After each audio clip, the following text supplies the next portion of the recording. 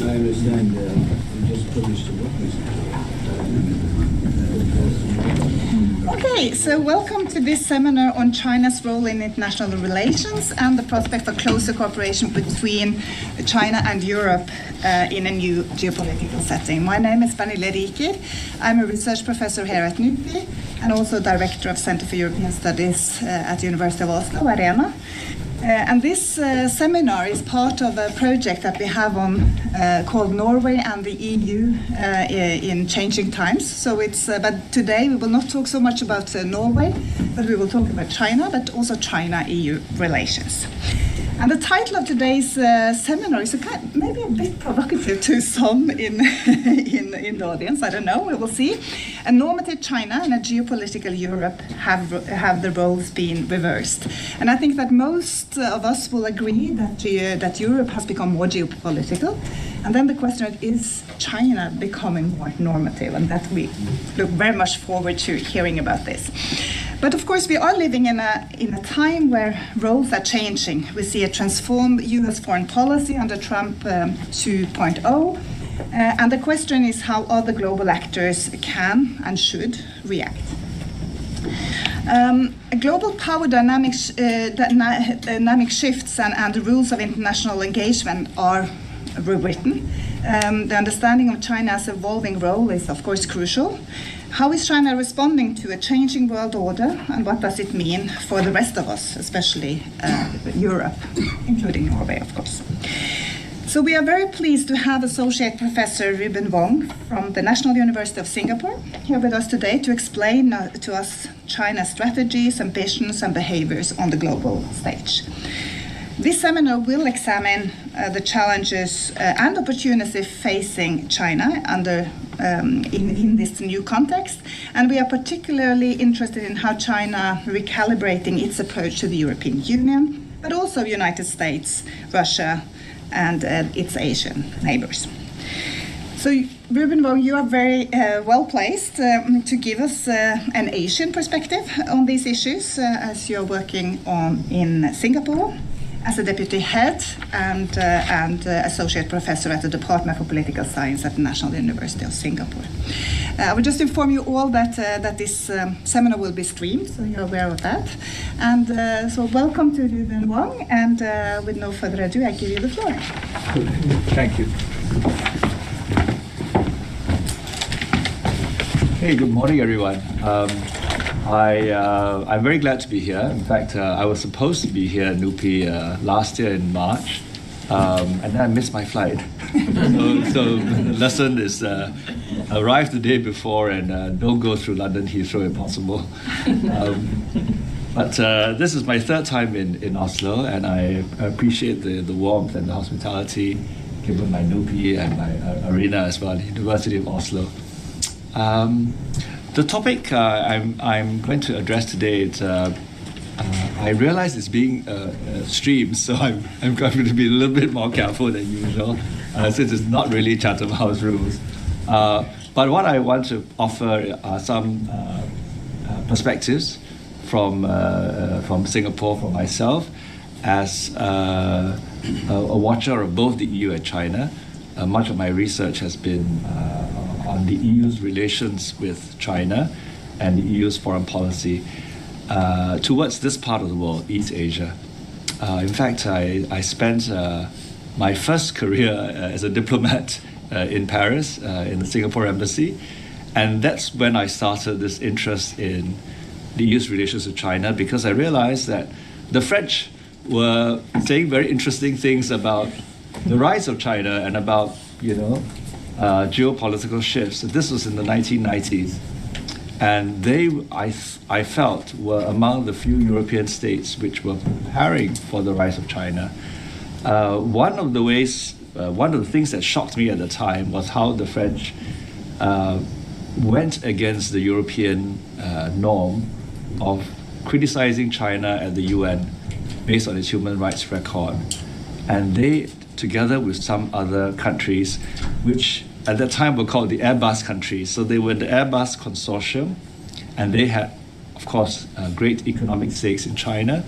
They decided to take a different tack. And it's a big thing at the time. And I think for me, 1997 marked the beginning of a more assertive Chinese position on human rights. Okay, so let's quickly start now.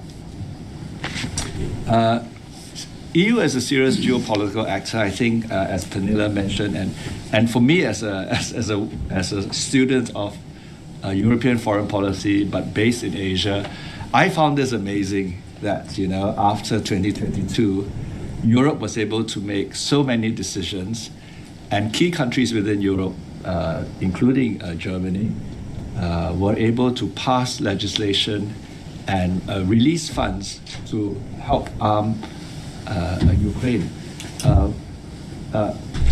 For those of you who are familiar with European foreign policy, 1991, 1992, with the start of the European Union, Maastricht Treaty, there were big pronouncements about this is the hour of Europe. This is the hour of Europe, not of the Americans. And if you remember that, that was the Balkan War.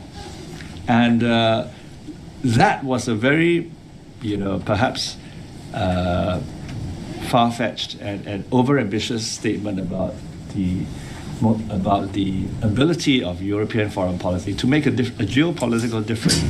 But as you know, I think it was within 24 hours that short truce brokered by the European Union broke down, and basically we had a very, very bloody war, and probably the first genocide in Europe since the Holocaust. Another time the European foreign policy looked set to take off, I think, was the Saint Malo Agreement. Although those of you who are familiar with Britain and France would know that they are two bedfellows but with different dreams. I think that's both an English and a Chinese proverb. The Chinese version is sleeping in the same bed but having different dreams. And of course, the French and British had different ideas about what an independent European foreign policy would entail. The French thinking that it should be independent of the US, independent of NATO as far as possible, and the British thinking that it must be completely consistent with NATO and consistent with American interests.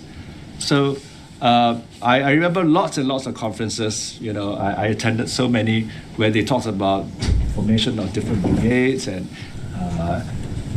was it 60,000 rapid reaction force, about to have a proper 60,000 reaction force that you needed 180,000 troops because you had to rotate them. And I thought, wow, this is finally happening, you know, a geopolitical Europe. But then it lost steam. And then in the 2010s, you've had several issues with Russia, say with the Georgian incursion, and then with Crimea, and finally 2022, a full-scale invasion of Ukraine.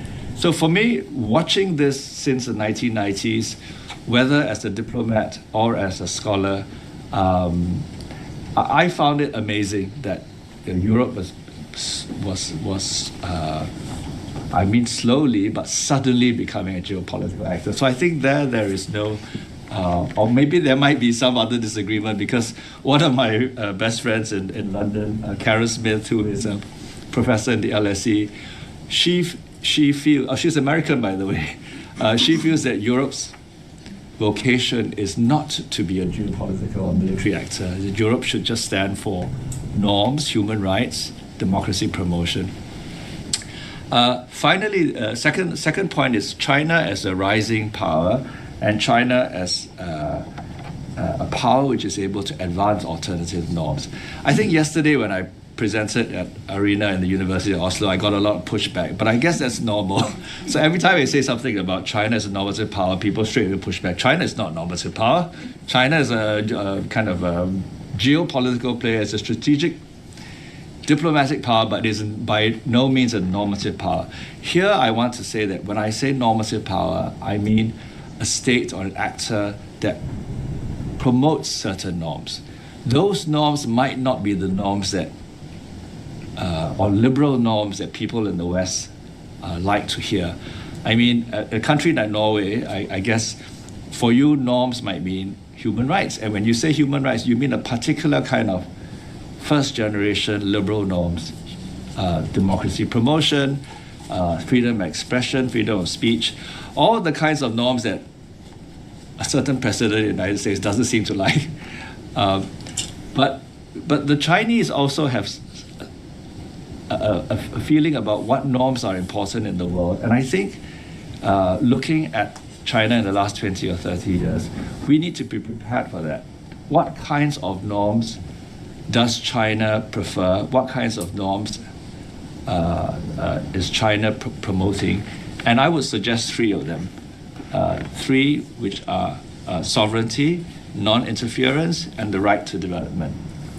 Now, I think most of us are familiar with the first two, although I think sitting from a European perspective, you might say sovereignty is never absolute, right? And sovereignty is a bit passé because we are in a more closely interconnected world. And I think China also understands that. But when China talks about sovereignty, it has a certain background which I guess we in the West might need to be aware of. For them, sovereignty is very absolute because they remember what they call 150 years of shame.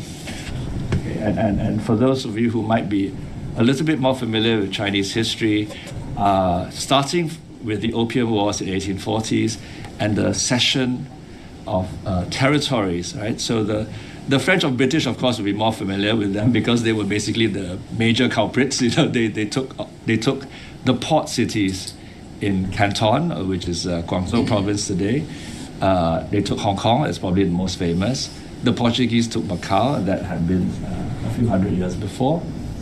And with a series of unequal treaties, China and that particular dynasty, the last imperial dynasty, the Qing, fell. I mean, they basically lost legitimacy in the eyes of the people. Of course, it didn't help that they were not really Chinese. I mean, what I mean is the Qing dynasty was made up of people who were not the Han. They were not the major ethnic Chinese group. So they were already seen as not really Chinese, like the Mongols who had ruled China before. But the fact that they had given up territories, the fact that they had been humiliated by Western powers, and in this case, it's not just Western powers, it also included Japan and Russia, right? And the United States. So for China, there is a very long memory of humiliation by the rest of the world. Of course, for many of you who are familiar with Russia as well, there are similar sentiments, right? The sense that we've been humiliated, we've been invaded, we've had unequal treaties imposed on us. So this, I think, when Mao declared in Tiananmen Square in October 1949, China has stood up.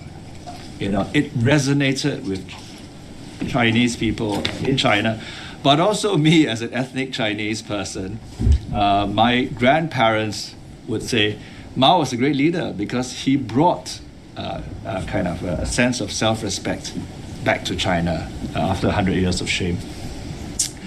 Secondly is non-interference. This is, I think, a norm which China is very insistent on, but it is a double-edged norm because they insist on non-interference by the foreign and international community in what they see as their affairs, but they are also very insistent on interfering in other countries' affairs, especially in the neighborhood. So this one, I'm not quite sure how the Chinese themselves square it, but you will see that in the statements and in the policies coming out of Beijing. Whenever they feel that the international community, it could be the United Nations, it could be UNCLOS, the Convention on the Law of the Sea, when a statement comes out that puts China in the dock, they will say non-interference. But when they want to build, say, military installations in the South China Sea on disputed territory, and some of you might be aware there are disputed territories claimed by China, but also the Philippines, Vietnam, I think Malaysia, and one more country. Right? So all these territories are issues which all claimant states claim sovereignty. Okay, so quite related, sovereignty and non-interference, but interesting to see how China navigates a norm which cuts both ways, in its favor and against it. And then finally, the right to development. And of course, the right to development is something that you hear coming out from the third world. Right? A lot of developing countries say, well, we are slow in development. We did not industrialize as fast as Europe and the United States. So we have a right to, say, catch up. And we give ourselves more time to pollute the environment, to industrialize, because you've had your day. You had 200 years of industrialization. We just started 20 years ago. Okay. This is something which, unfortunately, has a resonance in Asia, right? Whether it's China or India or many other Asian countries which are still on the path of development, they support this. Okay, and here you can see China also being one of the leaders in promoting this norm, whether it's a sustainability conference or an agreement on climate change. China will be taking this lead. So I didn't prepare that many slides. I think the last point I wanted to make is all of these changes, I think geopolitical changes where Europe is finally becoming more of a geopolitical player. And I would also add, in Asia, most countries in Asia, the European Union is usually dismissed as economic giant, but the military, an economic giant, a political dwarf, and a military worm. So that's not even something that the Asians said. I think it was something that one of the European Commission leaders said, acknowledging that this is how the European Union is perceived in Asia. With the very robust response to Russia's aggression in 2022, I think some minds are being changed. There is a big project. I don't know whether I put Martin Holland, maybe not here.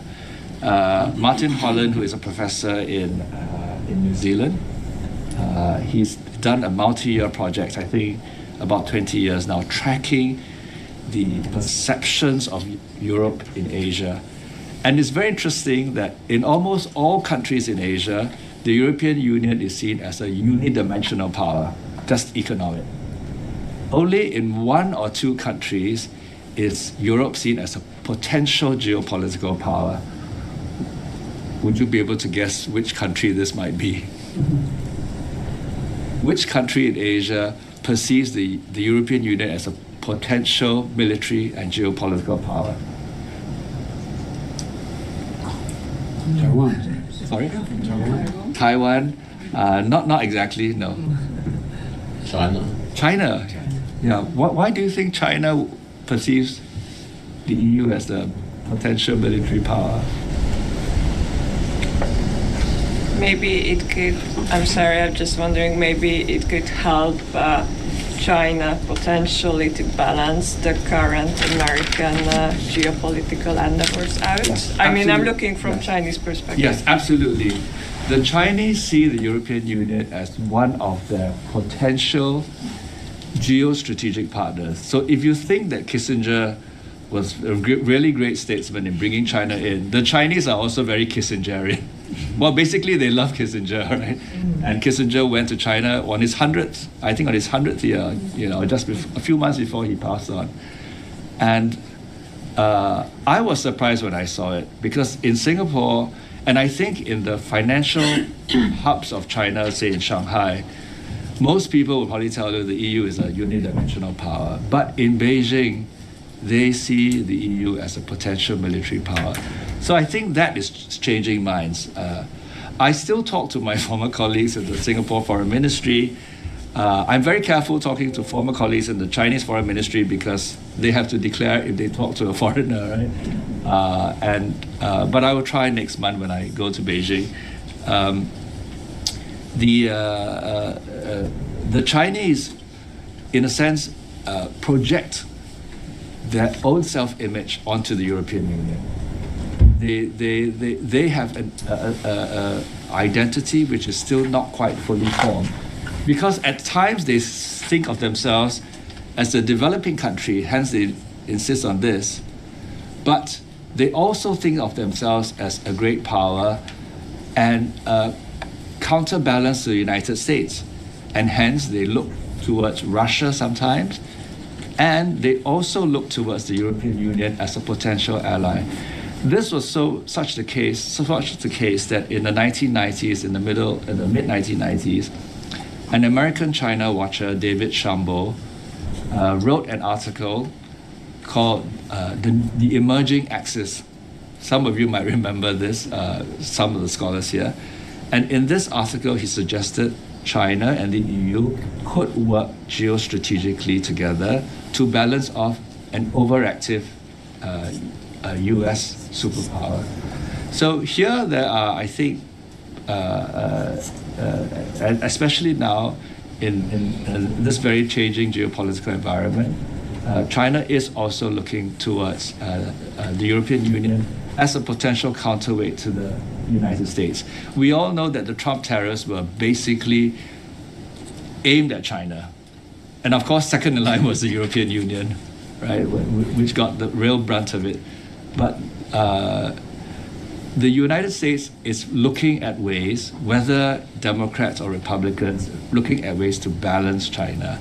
And that is one of the few issues that both sides of the aisle can agree on, that the United States should remain number one, and that China is the closest peer competitor and rival, and we've got to find ways to balance this. Okay, the rest of my notes are really about what it means to be normative power, but that's quite dry academic stuff, so we'll skip that.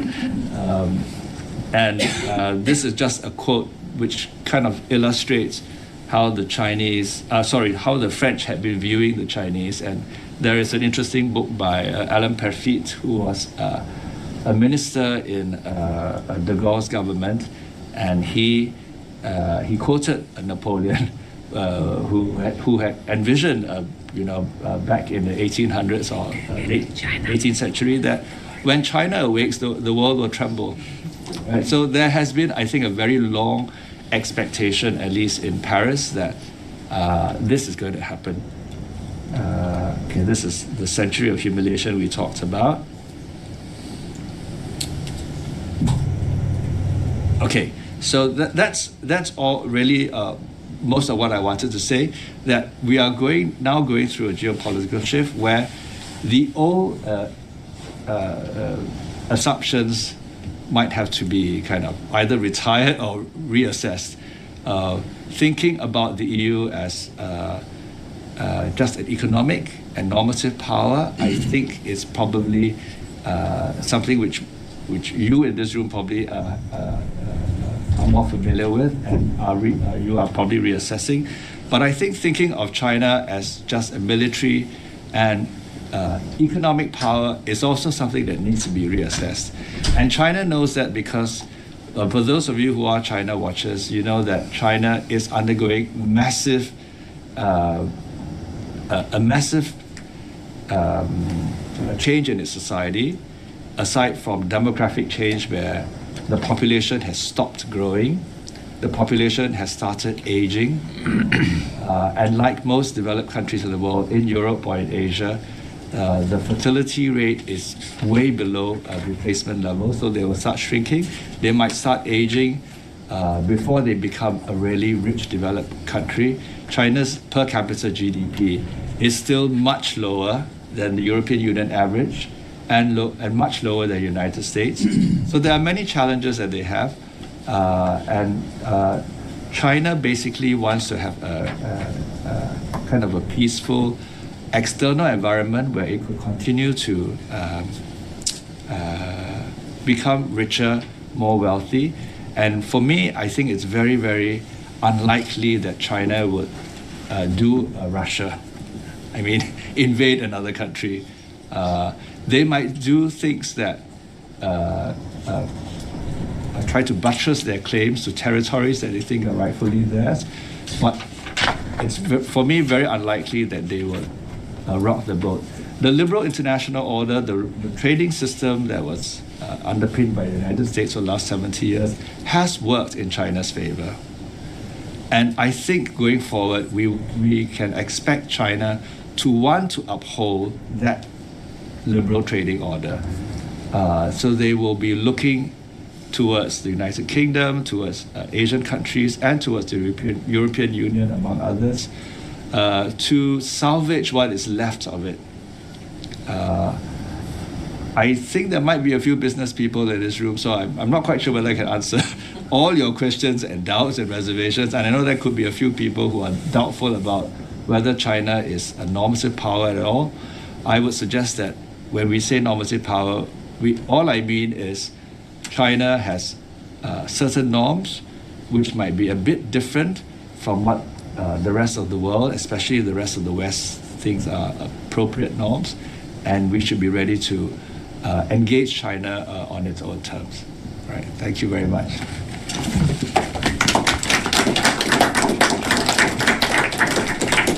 Thank you so much, Reuben. This was very interesting. I don't know how should we sit here. Maybe have 2 chairs here so we can sit and have a discussion.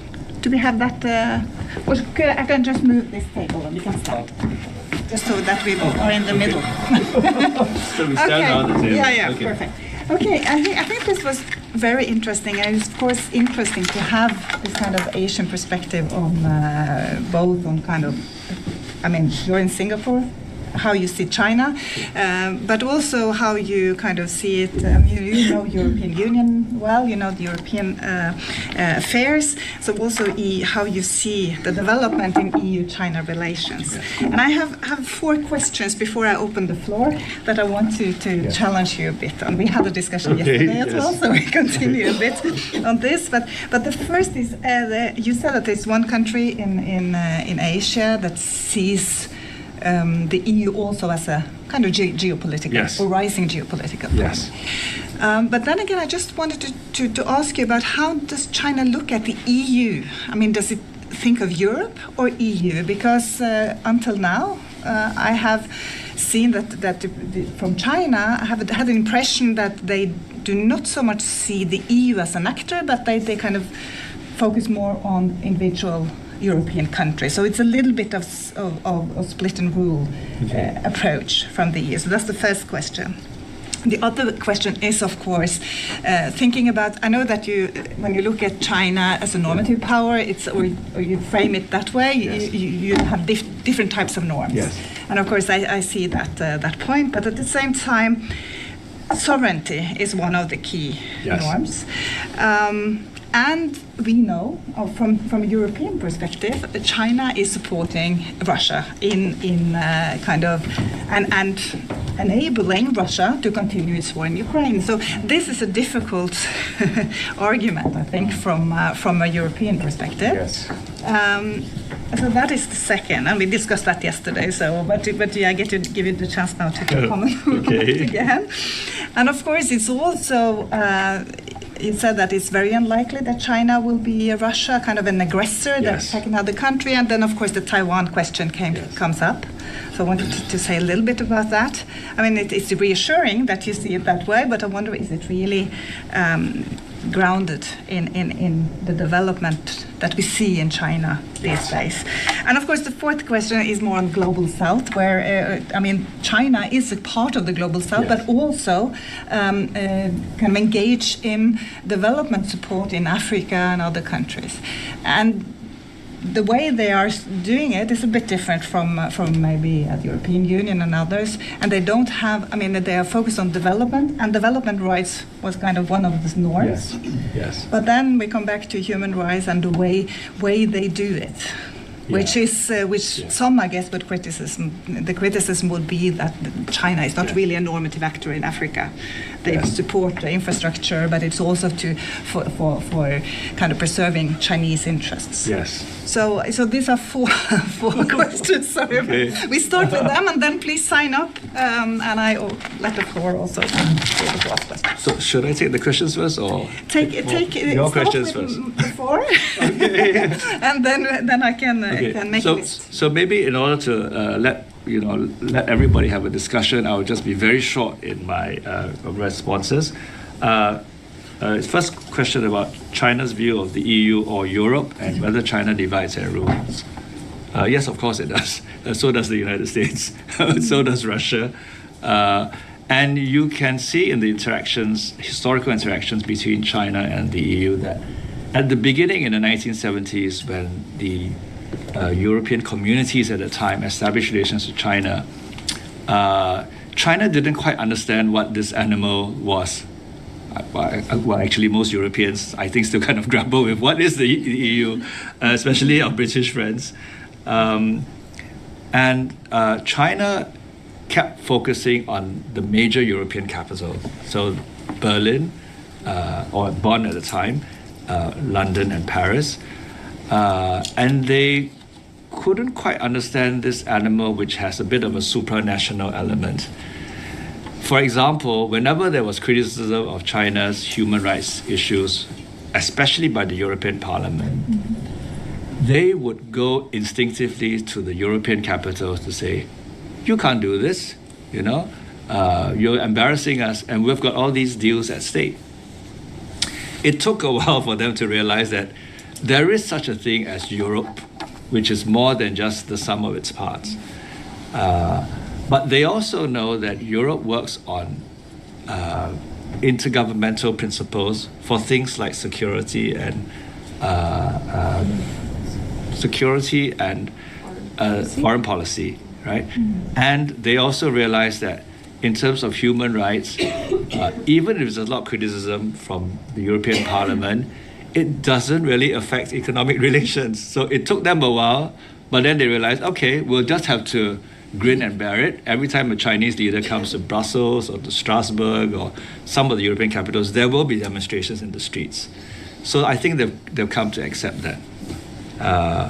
But they've also been quite good at dividing and ruling, and that because when there is a issue that a bilateral issue, say between China and say Lithuania or Latvia, or China and Norway, for example, in the last few years, you had some specific issues. They would try to target their sanctions on that one country, and then it depends on the rest of the European Union. If there is solidarity, you can push back, but very often there is a lack of solidarity that allows China to take advantage of these differences. So here I think the European Union needs to work together more closely, and now that the UK is out, the UK also needs to work closely with the European Union to have a consistent and coherent China policy. Second question about norms and whether China is enabling Russia in its war with Ukraine. Here, I think we have to be careful. Is China helping Russia to win? Or is China just helping Russia not to get completely defeated? My sense, it is closer to B than A. China is helping Russia not to get completely humiliated because China knows if Russia loses and Russia loses badly, then China would be short of one powerful ally in the international system after Ukraine. So in many ways, China is stuck in this position. And yesterday in our podcast, we discussed this. Xi Jinping, the leader of China, was basically taken by surprise. He made a declaration with Putin, something about a no-limits partnership. He didn't know that a war was going to start. Xi Jinping wasn't told, oh, by the way, I'm going to do this incursion and we're going to capture Kiev within 3 days. I'm sure he would have said, you're really rocking the boat. I don't want this to happen. But it happened. So how is China to react? I think in some ways we have to read the lines carefully. There is no blanket approval of what Russia did, right? And even in some of the votes in the UN, instead of voting against the resolution, sometimes they abstain. So they're not, you see, one of the things I mentioned about was sovereignty. Oops, where did it go? Russia has broken this norm. So how should China, you would expect China should be criticizing Russia. You've broken a very serious norm of sovereignty. So you look at the statements carefully, there is no outright endorsement of Putin's policy. So they are walking a tightrope, and I think, as we discussed yesterday, they are ready to work with the European Union, but they don't know how to get rid of this problem. They just want this problem to go away, right? But they don't know how to get rid of it. They've tried to play a kind of a role as a go-between, as a arbitrator, but I guess nobody in Europe trusts the Chinese enough to play this role. Okay. And thirdly, China is an aggressor. This is very interesting. China is aggressor. I get this question very often. Do you think China would invade Taiwan? For me, the stakes are too high. The stakes are just too high for China because Taiwan is not just across the border. You don't just send your troops, the way Putin did with Ukraine, and say the military exercises. You have to do an amphibious attack. Taiwan, most of the Chinese military that could possibly take Taiwan are in Fujian province. Fujian province is a province which is shares a similar culture and even a language distinct from Mandarin Chinese with Taiwan. So I think it would be very difficult to absorb Taiwan, and I don't think the Chinese are ready for another Hong Kong. By that I mean, when they took Hong Kong back in 1997, they expected the Hong Kong people to be like, hooray, we're going back to the motherland. What actually happened was people left Hong Kong. They got new passports and new citizenships in Canada, in the United States, in Australia. Singapore offered 50,000 Hong Kong people the right to citizenship in Singapore if they so chose. So they had 2 or 3 citizenships. If China were to take over Taiwan militarily, I think that they would never be forgotten, right? Because when the Kuomintang, which was the nationalist party under Chiang Kai-shek, when they militarily took over Taiwan in 1949, it was remembered in a very negative way by the locals. So absorbing Hong Kong, 6-7 million people, is hard enough. Absorbing Taiwan with over 20 million, I think, will be much tougher. And we're not even talking about the reactions from the rest of the world. Fourthly, about the global South and China developing, supporting development in Africa. Yes, China tries to assert or exercise some leadership in the global South. Yes, there have been problems as well. And it's quite interesting when you read some of the reports. Some people in China are asking, why are we giving so much money away? Why aren't we giving more money to our own people? Why aren't we making sure that our young people have better job prospects? So these are domestic issues in China which there are no easy answers to. In fact, when China was coming out of COVID, many people in China were very angry. They were like, what's our government doing? The rest of the world is opening up. We're still stuck in Shanghai. We can't even get food and medicines. And some people see that as also political play, that the rivals to Xi Jinping in China basically came from the Shanghai clique, and he has basically shut them down. It used to be a kind of a round-robin system. Each clique in the Communist Party takes turns to rule China, but he overturned that. So the people who are more capitalist in China are now being shut down. Another statistic that might be interest you, that China produces about 10 to 12 million graduates a year. 10 to 12 million. Where are these people going to find jobs? They won't be able to find jobs. So, like in other countries in Asia, some of them will have to end up being taxi drivers. And so you will have this problem of a middle class which feels that the best days of China are behind us. My parents benefited from them, but I've got to look for another job. I've got to look for another degree. So that's why many young Chinese citizens, and many of whom come from one-child families, their families are willing to spend lots of money on them to send them abroad and never come back. So that's, you might have met some of these people in Norway, young Chinese, very ambitious, who feel that there's no future for me back in China. So there are all these issues that China is grappling with, and for me, these are reasons why it's unlikely that China will rock the boat and do Ukraine or Taiwan. Okay, we have Olav Stensbakke first. Thank you. Thank you for a very stimulating talk. I have one conceptual question and one empirical. The conceptual one revolves around this notion of a normative power.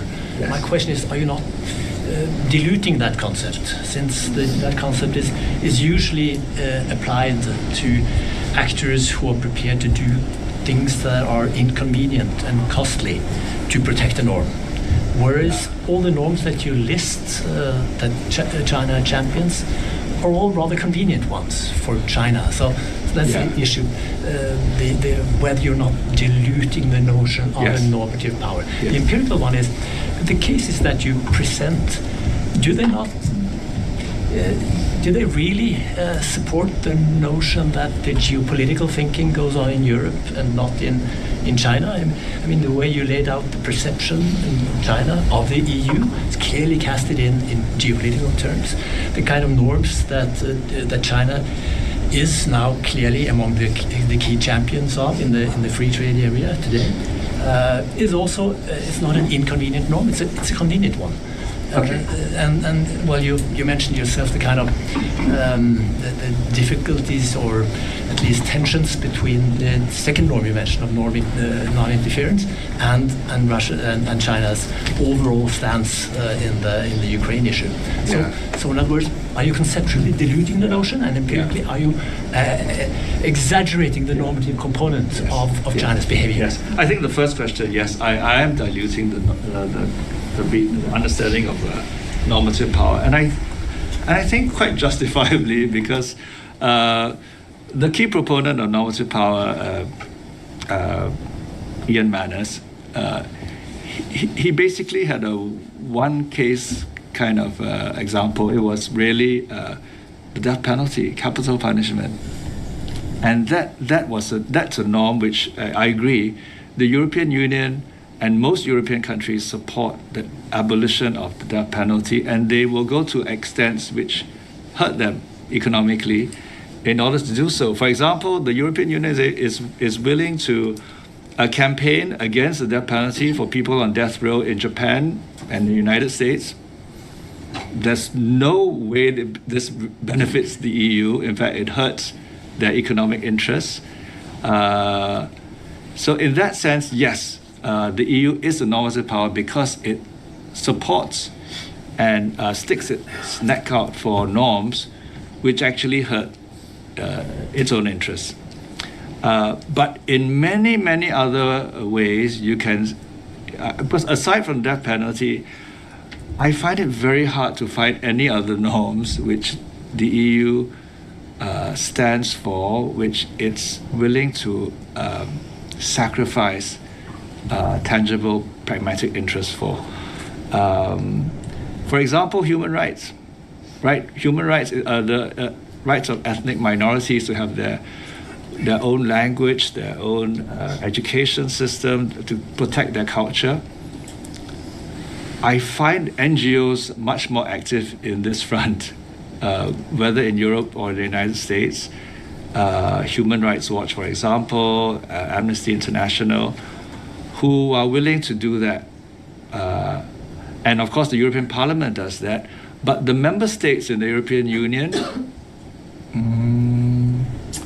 well, they make statements, but they will sign the agreement. And they do this with China. They did that with Russia in the past. The only countries that they were consistently taking a stand on would be countries like Myanmar, where the economic interest stakes are not so high. So there, I think the double standards are quite apparent. But if we agree that the EU is not a normative power, I mean, I think that is, if I understand you correctly, now correct me if I'm wrong, but I think we can agree that maybe there are not so many powers that are normative power. I think the challenge that I have, and maybe, I don't know if that's the same challenge you have, Olav, how can you say that China is a normative power based on these kind of alternative norms? Maybe there is another, maybe the concept is not the right one. Maybe you should use another concept. I don't know if that works. There was a suggestion by some of your colleagues at Arena yesterday. Yeah, we had this discussion yesterday. They said, don't use normative power, use a concept like, I can't remember. Second generation rights promoter, something. Yeah, like that. the different concepts, and it could also be some kind of soft power in China, but it's not really that either. Yeah. Not with these. But maybe the normative power is not. It might be difficult to use both for the EU for the reasons that you mentioned, but also for kind of describing China. But I guess when you talk about normative power, which is mainly accepted in Europe, whether by policymakers or students or scholars of the European Union, it doesn't cut much ice in Asia. Most Asians do not see the European Union as a normative power, and that in the surveys done in the last 20 years by Chaban and Holland. Most of them see Europe is a very pragmatic economic power. It does things for its own economic interests. So one of the critiques of this whole normative power concept is your interlocutor, is the person that you're dealing with, do they see you as a normative power? And if that is the yardstick, I'm afraid in most Asian countries the answer is no. They don't see the EU as normative power. They might see the EU as an attractive place for investment, attractive place for tourism, and to attract tourists, but not as a model, So there could be attractions for China, for example, to look at the social model in Europe, especially in the Nordic states, and say, this is closer to what we are already doing, and if we go on the road to more capitalism, this could be how we could end up. We won't go the American way for sure. I think Olav wants to come in again, just as very briefly. Yes. After all, the thrust of your talk was not on Europe and whether or not it's a normative power, but on the China, an argument in favor of the thesis that China is a normative power. Yeah. So that's, and I think you're right. sincerely doubt that the argument that you made is convincing empirically. Okay, thank you. Okay, we take another question. I have back here. Yeah, I think it's Hi, I'm Henrik Wiig, economist from Oslo New University College. We see now when there is Trump is dismantling international trade, that many people, as you suggest, actually look at China as a potential partner in keeping on international trade. And you also said that China might look at us as a potential partner. But in this partnership, there is also problems because it might end up with we being quite weak, as you touched upon. Norway had a dispute over a political Peace Nobel's Prize, and we were punished by 10 years of not being able to export to you. I doubt that we will ever again give a Nobel's Prize to any opponents in China again. And I'm actually studying Africa and Latin America. I see they open up for Chinese investments and not realizing how weak they will actually become. And you, in some sense, gave a response that, oh, what else could you expect? We are good at actually split and conquer. So why didn't you join up in EU? Why didn't you give a response as Europe as such? I can't see that happening, a joint response from Latin America. I can't see that happening in Africa. So it leaves me quite pessimistic in the sense that if you really start trading with you, you are quite weak. Or you, say, the Chinese, and you will be vulnerable for political pressure.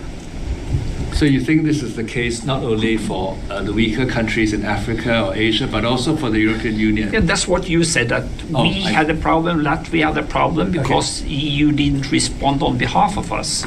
So what else can you expect? It's a very weak, small partner and a huge country, and of course they will smash you if you don't do something we don't disagree on. I think historically the European Union has actually acted very well on trade, and we're very strong partners. I mean, you think about the Uruguay round in the 1990s, how the European Union was able to champion even the preferences of one country. For example, in 1995, France insisted on cultural exception. If you had done this research, they said, we want to limit American Hollywood influence in Europe. And specifically, it was actually for France, which they're still doing, but they wanted to magnify it to the European level, and they succeeded. I can't see any other grouping of countries in the world, certainly not where I come from. ASEAN, the Southeast Asian Association of Nations, is very weak when it comes to pressure by China. But the European Union was able to stand up to the United States on the cultural exception argument for the WTO. And the European Union now has many decisions to make going forward because the European Union has put limits on electric vehicles. And yesterday I was talking with Pernilla, was it because of competition or was it because of fears about spying by the Chinese? It could be both, but the European Union has tools which many other groupings of countries don't have. It has that economy of scale, which the Chinese respect. So my sense is that even back in the 1990s when China was trying to get out of the Tiananmen, you remember 1989 when Eastern European countries transitioned and all the communist regimes fell. China didn't transition, but it had a crackdown, right? 1989 crackdown. And then there were sanctions by European Union countries. The Chinese were trying very hard to break out of the sanctions policy. And the European Union, if it had held together, it could have, I think, pressured the Chinese a lot more. But of course, there was competition between the European Union and the United States to start dismantling the sanctions so that they could trade with China. So I find that the historical record of the European Union standing together on trade to be much stronger than most people give it credit for, and it should continue. Just last year or 2 years ago, von der Leyen and Macron made a joint visit to China. And it was very interesting because one was the good cop and one was the bad cop. No prizes of guessing who. And the Chinese were extremely funny, I think, in the response. they basically treated von der Leyen very shabbily. They wanted to make a statement that we don't like what you're saying. This is not the Europe we want. And they gave Macron royal treatment. Xi Jinping brought him to a very personal space in, I think it was Guangzhou in Canton province. And that was a way of saying, we like this Europe, we don't like that Europe. But at the end of the day, they still have to deal with von der Leyen. So, what was she? She had all the things. She said all the things that the Chinese didn't want to hear. I can't remember what it was. Something about not outsourcing.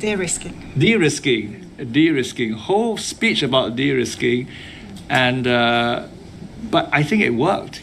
Because the Chinese realized that we can't continue business as usual while we have all these restrictions on trade, and there will be political impediments as long as the war in Ukraine is continuing. So they knew that there would be. So I think in that sense, Europe is better at playing this game now. It used to be Chinese coming to divide and rule, but the Europeans can also do that with China. You want the friendly Europe or you want the nasty Europe? And I think von der Leyen did a very good job, if my personal opinion. Okay, we have a lot of questions, so I think we take 2 by 2 now. So that's you. Thank you. Thank you. I'm Toralf Stenlo, former Norwegian diplomat to China, UN, and WTO. I have one question split in 2 parts. Now, the UN Charter and the Covenant of Human Rights were established while China was represented by the Kuomintang. Yes. Not by the People's Republic. That's right. The WTO was established in 1995. China was not a member. They joined in 2001. Yes. The question is, how does this influence China's view and respect for these international instruments? Secondly, do you think China will be prepared to bring the WTO rules in conjunction with UN norms, including human rights? We take one more, so... It was already answered, my question. Okay, good.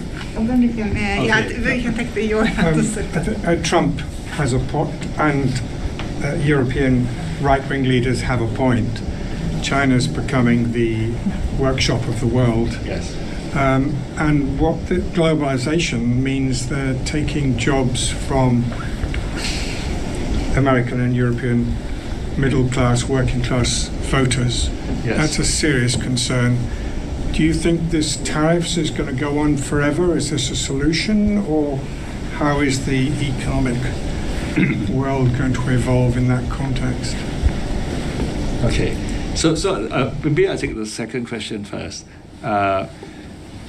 Trump's argument, right? Trump's argument that China is taking away jobs from working class Americans. It's similar, I think, to the arguments that globalization was bad for the UK, right? Hence Brexit, and it has some purchase in many Western countries, but it's not just China. These jobs would have gone anyway. If they hadn't gone to China, they would have gone to Vietnam, to Bangladesh. You look at clothes by Zara, one of the biggest textile manufacturers in Europe. Hardly anything is made in Europe, except for maybe Portugal or and then the rest of it is Morocco and the rest of the world. So it's also I guess a cost. You go to places which are cheaper, and hence, what Trump is trying to do, it's, for me, it doesn't make economic or political sense. How can you force Apple to move everything back to the United States? Mm-hmm.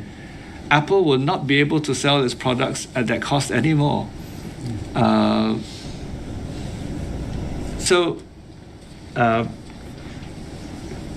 Taking jobs away from working class people, I think it's a very good political ploy. because it convinces people that there is a simple solution, a very simple, and there is a simple bad guy to point your finger at, but it doesn't help you to make your industries more efficient. How would China react? China is already responding by trying to spur domestic consumption. Right, so for the last 40 or 50 years, since the Deng Xiaoping reforms, China has focused on selling outside. But now that China has reached kind of lower middle income status, it really has a large domestic market. And now, finally, the government under Xi Jinping has started stimulus measures. This is a huge market that can't be underestimated. So they might not have the spending power to compensate for the loss of Western markets, but they are able to now start stimulating the domestic economy. And I think it will go a long way towards making up for the loss in revenue selling to the United States. The Chinese government realizes that this is a very, very untapped market. But one of the major problems still is confidence. Consumer confidence in China is not high. So, what I mentioned earlier on, many of the more educated, more affluent Chinese families are sending their children abroad and telling them, please don't come back. Try to get citizenship somewhere else. Which is, I think, very sad for them, because many of their families could actually have Communist Party backgrounds, but they're not confident that this party is able to continue leading this country on a stable keel for the next few decades. So yes, I think I'm actually basically waiting, but the economists in this room would know better. I'm basically waiting for the American voter to realize that whatever Trump promised is not going to work, and then they're going to have find ways to get rid of him, just like they did in 2020. Yeah. Thank you.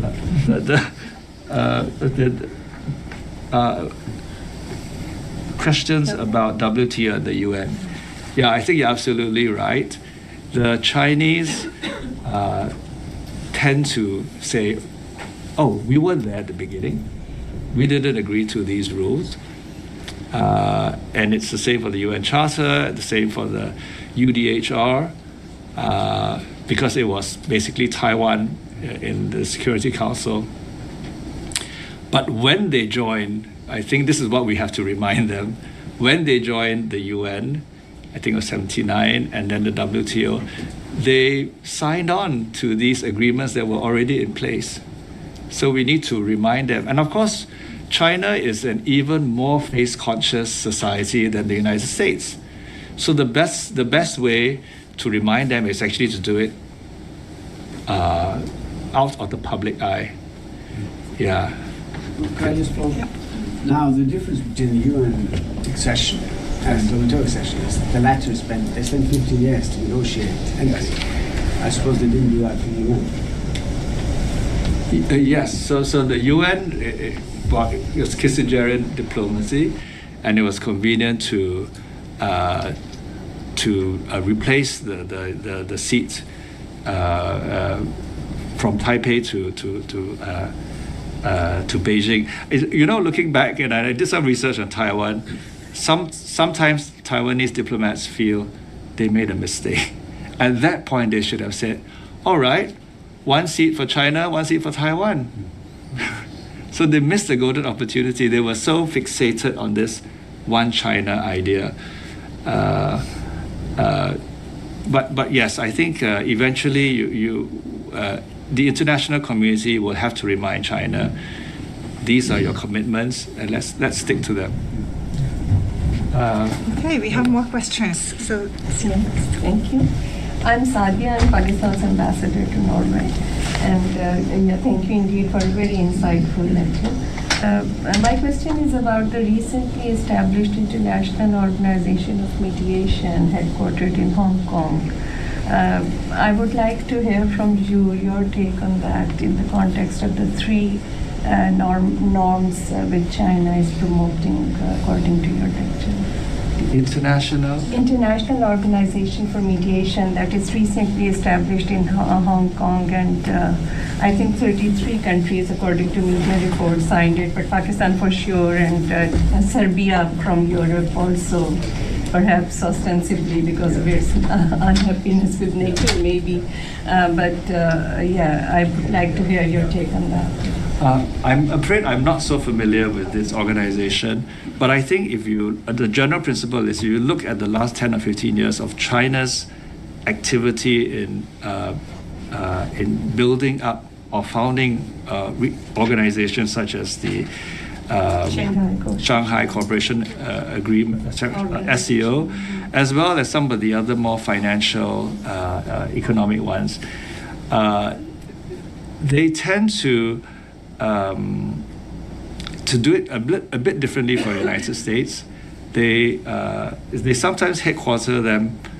In fact, most of them have been headquartered outside of Beijing, right? They pick Shanghai, they pick Hong Kong in this case, and for me, most of these are economically based, because China wants to make sure that its access to markets and resources and are kept open.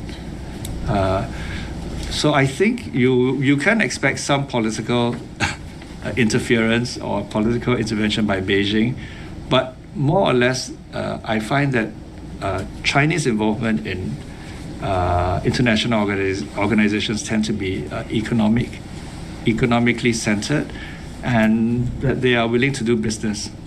Yeah, its name is mediation, by the way, but we have seen China's role in near past, like mediation between, or you're developing a rapprochement between Iran and Saudi Arabia as well. So I think, this is also as a maybe fourth norm, which it could be a fourth. Add something here. Thank you. Mediation. Okay. Marianne. Yeah, thank you. Hi again, we met yesterday as well. I have a couple of questions. First, I was wondering the multilateral order institutions are not necessarily then taking into account the human rights conventions, because that's another discussion. But I mean, if you look at the international system, the trade system, the monetary system, etc., China has of course gained a lot from joining that. But now Trump is doing his utmost to undermine the system. But how do you see China's perspective on this, like in general? Does China have an interest in trying to uphold the system, for example, together with the EU, or is China more looking for regional cooperations and partners? And I have another question, if I may, that is linked to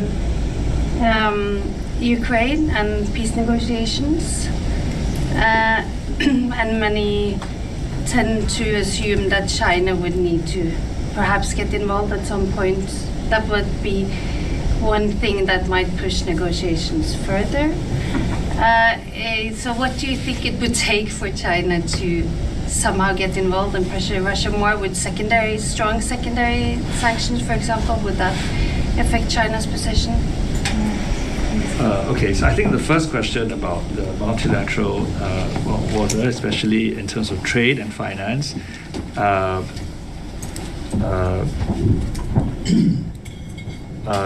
I think your question was about whether China would uphold the rules or have. Yeah, I think the Chinese response to what Trump is doing is also very interesting. They are hedging, right? So China is now the largest holder of U.S. debt, and they are probably afraid that the debt they're holding might not be worth very much if Trump continues in this way. You can see that even before Trump, they were beginning to reduce their holdings in U.S. dollars. I know they were interested in the euro, and they are still very interested in the euro right from the beginning. So you can see that China would hedge its bets on that. Ukraine and the peace negotiations, I think, is really the trickiest. I have no idea how. I don't think the Chinese can be incentivized to put pressure on Russia. Yeah, I think they will go along with Russia as long as it doesn't hurt their interests. I think the moment it hurts the interest, let's say it leads to a reduced access to European markets, or it leads to sanctions not just on Russia, but sanctions on China, I think that's when the Chinese will respond.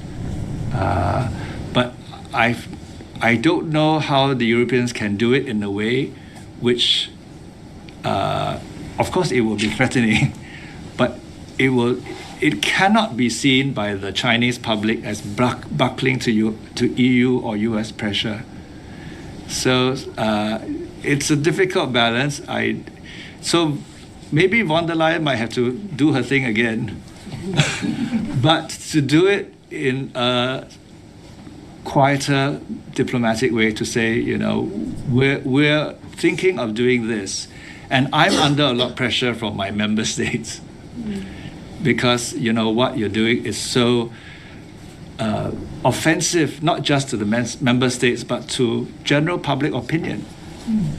I think if she were to do this, there is a chance that the Chinese will realize we cannot play the game on both sides now. We've got to take sides, and our interests are more with Europe than with Russia. I have many on my list, so now it's your turn, actually. But the lady is waiting. No, she said you are on the list. All right, thank you. My name is Susanna Savo, and thank you for the fascinating presentation. My question would be, when it comes to the European market, what is the Chinese vision or strategy when it comes to the EV and the battery sector? I'm sorry, but I needed to ask. Strategy for EV. Okay. Especially when Tesla is backsliding, so it seems to be a golden opportunity for China. Yeah, I guess it was only the last 3 or 4 years that I realized that this EV market was such a big thing. Before that, I kept thinking, Tesla must be the market leader. And then I realized I was seeing lots of Chinese EVs on the road in Singapore. And I was like, this can't be, I'm sure it's bad quality, And then I started doing research and reading, and I realized that the Chinese are the leaders now. And I didn't realize that. So last year I went to Berlin, and I went to speak to the former German ambassador in Singapore, and I said, what's happening in all this debate? Why so much sensitivity over EVs? And of course, he basically told me what we discussed yesterday, that it's security and all these issues. But I was telling him, in the long run, if China is the market leader, then it's your interest to work with them, right? And your interest to, since they have the most efficient batteries and they have the best EVs on the market, then do joint projects. I went to also look at the EV market sales in China, and the discerning Chinese consumer likes to buy BMW EVs, but there aren't enough of them. So there is a market in China itself for European EVs, and I couldn't understand why there was all this debate. So one report I read, I think was Mercator, and this was before von der Leyen's Mercator speech, suggested that, maybe it wasn't Mercator, it was the former Spanish foreign minister, I can't remember her name, Sanchez something. She came to Singapore, and I met her, and I said, tell me what you think about this EV debate. And actually, that was supposed to be Chatham House rules.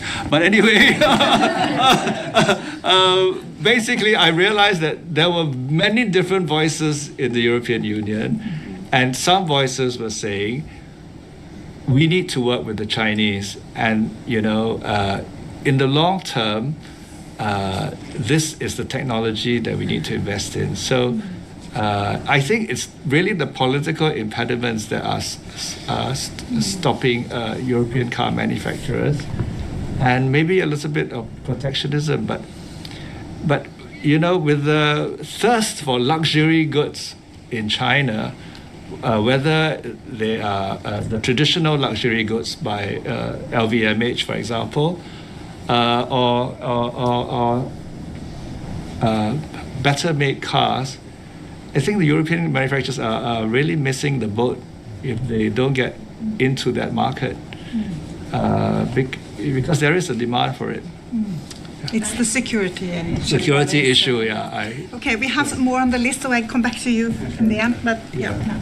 Rolf Hansen, I'm a former diplomat. I was interested to hear your estimate on Hong Kong being so difficult to deal with, that might affect the Chinese behavior in relation to Taiwan. Yes. But on Hong Kong, do you see the Chinese sort of reversing the policies or trying to deal with it in different ways rather than just clamping down on everything right now? And the other thing was just a point of information. I think the mediation organization that was mentioned, I don't know a lot about it, but I think it's about commercial conflicts to deal with that, which makes sense in relation to Hong Kong, I think. Yeah, thank you. I think we'll take one more just so that we Thank you very much. My name is Hannah Weber, and I'm a doctoral researcher at the University of Oxford, and currently visiting research fellow at UP. At Oxford, okay. Yes. And I very much have to agree with Ulla's earlier criticism of the kind of like conceptual underpinnings you're trying to use. Yeah. Nonetheless, I have to say that I do think you're onto something very interesting here, like the kind of underlying dynamic you're trying to capture. But I do think it might benefit maybe also from looking less so at the specific norms, but more so at the like arenas or spheres where those norms are being kind of contested or negotiated in the first place. So one thing that I want to know whether you've looked at it at all is actually the digital domain, because digital sovereignty is something very vividly discussed both by China and the EU. I think it's a very, very interesting example where it might be perhaps a bit easier even to kind of trace this development that I think you're trying to get to. It's a very interesting book by Anna Bradford. It's called Digital Empires, the Global Battle to Regulate Technology. And she actually describes this like digital empire of China being market-driven, being state-driven or state-centric, and the European one being regulatory and rights-centric. But I think the interesting point is that the understanding of digital sovereignty in the first place is something more so originating from China. But Europe has very much kind of adopted it and reappropriated it into one of its key foreign policy ambitions. So I think it's an interesting thing to go into, maybe about like using similar words or paradigms, but actually attaching slightly different aims to it, and how that shapes the relationship. Yeah. We definitely should exchange notes after this, because I've not looked at this at all. I didn't realize that the European Union was following norms that China is taking a lead in this area. But thank you very much. It's a great suggestion. Yeah. Hong Kong issue. Oh, Hong Kong issue. I think I was actually amazed the last few times I went to Hong Kong, how much people, Hong Kong-born people, felt a sense of antipathy towards Beijing. Yeah, and I think it's growing. Yeah, so I don't blame them. I mean, in a sense, Singapore is lucky. We're also former British colony, mainly ethnic Chinese, also from two provinces in China, Fujian and Guangdong. But we have, I guess, the luck, as it were, of being a little bit further away from China and having never been part of China. So we are able to become an independent country. I don't think the Chinese will let Hong Kong go its own way. They cannot. it is too much of a political risk for them to have one territory being so much more autonomous than the rest of the country.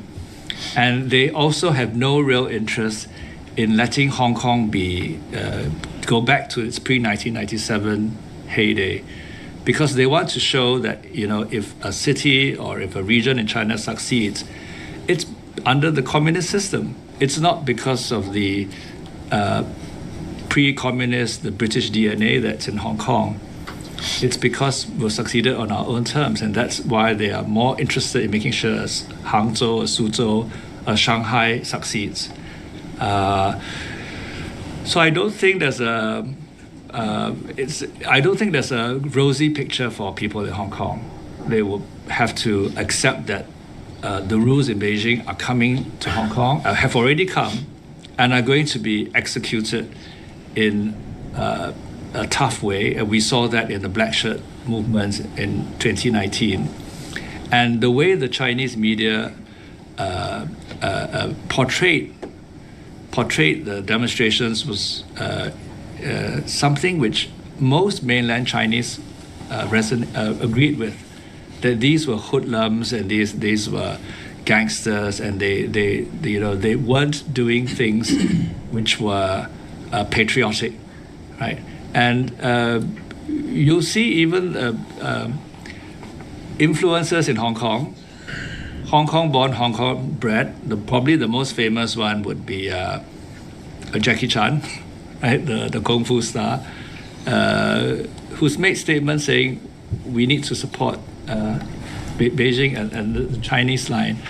So I really think that the Chinese are actually accelerating this process of cynicizing China much faster than the original 50 years that we had actually expected in 1997.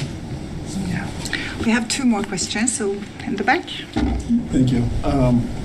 My name is Richard. I'm policy advisor at Amnesty International.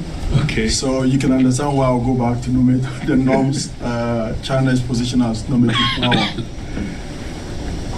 I have this question on whether China is seeking to change the norms, the global norms that we've been governed by for decades now. Because I understand why in Europe there's the reluctance to see China as a rising, if not a normative power. But look at Africa.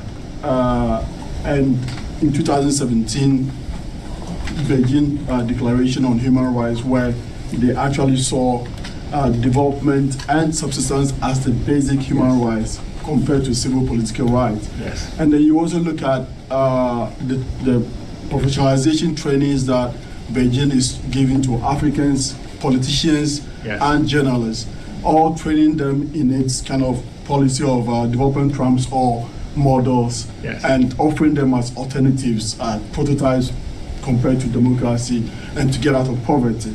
So my question to you is, do you really think Beijing seeks to change the order with regards to press freedom, democracy, democratic value, and development, which they have actually taken the lead in promoting, being an activist for right to development? Is Beijing seeking to change that order? I don't see this as Beijing trying to change the order. I see this as Beijing trying to make the international environment more comfortable for itself. Because Beijing doesn't want to change, right? Beijing doesn't want to become more like Hong Kong, right? Beijing wants to remain authoritarian. It wants to keep the primacy of the Communist Party.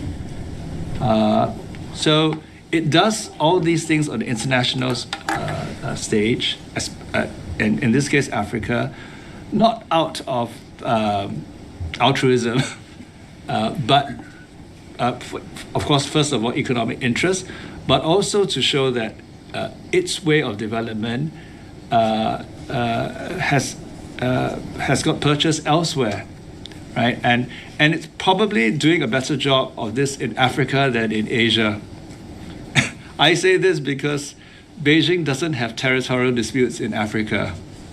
It has plenty in Asia, right? So whatever it does in Asia, there will be countries that that are open to Beijing and would accept whatever Beijing gives.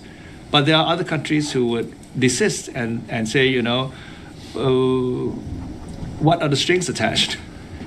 And of course, the more powerful, economically independent countries, South Korea, Japan, Singapore, would be able to say, hey, we're not taking this because we know that you have certain conditions. So thank you very much, but we'll not take that aid. And I think, you know, some of the research, even in African countries, show that there are other strings attached. Yes, there are no political conditionalities compared to, say, aid from the United States and Europe, but there are loans which are tied up to all kinds of issues, and then paying the loans will be difficult. So African countries, some African countries are getting into debt with Beijing. So they have to be careful. But what is interesting too is some of the lobbies in specific countries in Africa are using the aid from Beijing to push for transparency. Believe it or not, push for transparency against their own governments to say that, you know, the aid is coming from Beijing. Now be accountable. Where's that aid going? Is it going to the pockets of the leaders or not? And one research done by a young Chinese scholar was, this happens in Africa, but it doesn't happen back home, right? So there are no questions being asked in China about where's the aid going and where's the money going. And I'm not sure whether it will come back to China, but it's interesting that China, an authoritarian country and a communist one, is promoting some of the norms that NGOs and Western countries like, you know, accountability and proper channels of disbursement of aid. And for me, it's counterintuitive. Okay, last question from here. Absolutely. I apologize for taking the floor a second time. To the treasuries. Now, if I had stocks in treasuries and I was expecting to fall, I might consider selling. Do you think China is thinking along these lines, and what will be the consequence? Secondly, on Ukraine. Yes. If you had to choose partnership between Russia and the European Union, and I think a few years maybe, China would drop Russia and go for you. What do you think? Okay, I think the second question, I think yes, eventually China, for its own self-interest, would drop Russia. But I'm not quite sure what the conditions would be. I think there probably would need to be some political change in Russia first for the Chinese to decide, you know, we've had enough of Putin taking us on this wild adventure. We want to get off this ride. Treasuries to sell or not? The Chinese have started selling. So if you believe that the Chinese have got it right, maybe you should start selling some as well. I am still holding on to some because I don't think it's going to be so fast that the US treasuries are going to be worthless. But you know, and the Singapore government is still quite confident that the US is able to remake itself. So I guess if we look at the long term, post-Trump, hopefully there will be a more stable and saner government in power in Washington. And maybe look at the midterm elections in the US. If people start voting with their heads this time, then maybe it's time to buy more treasuries again. Okay, thank you so much. I think we need to end here, but I want to come back to the title of the seminar. And I feel like when we have discussed this, you actually present China as a very interest-based actor.